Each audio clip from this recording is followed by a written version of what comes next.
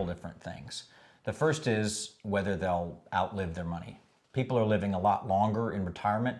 They may be retired for 25 or 30 years, which can be about the same number of years that they worked. So they're very worried about running out of money.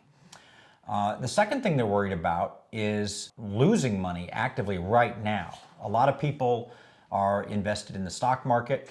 As everybody knows, the stock market's crashed. There are all kinds of scary things going on in the world.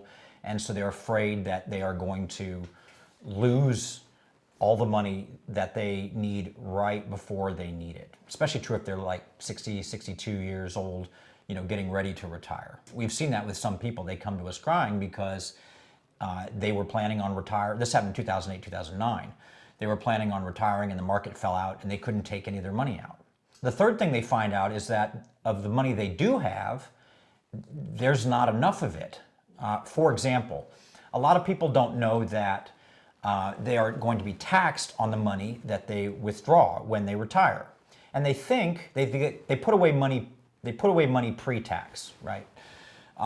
So they're not getting taxed then during their career when they're saving it. What they haven't thought about is how much they're going to be taxed when they take the money out. A lot of people think, well, when I retire, I'm going to live very cheaply. But we find that that's not true. Most people live at the same kind of lifestyle they lived at, or even above, because now they're even more active. They have more time on their hands. What they didn't reckon on is that when they take out, say they made $150,000 a year while they were working in their prime, and now they're taking out, say, $150,000 a year from their retirement. On that $150,000, they're probably going to be in a higher tax bracket. And that's true for a couple reasons.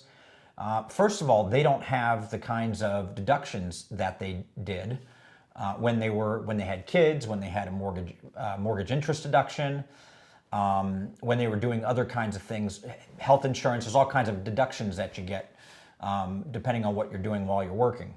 They don't have access to those anymore. So for example, they've jumped from a 17% tax bracket to a 28% tax bracket. The second thing that they're starting to become more worried about is that taxes are going to go up.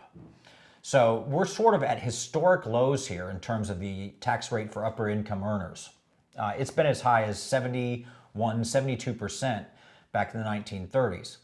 So with all the troubles in the world going on, Social Security going broke, healthcare costs are more controlled than they used to be, but we got all kinds of problems going on in the world.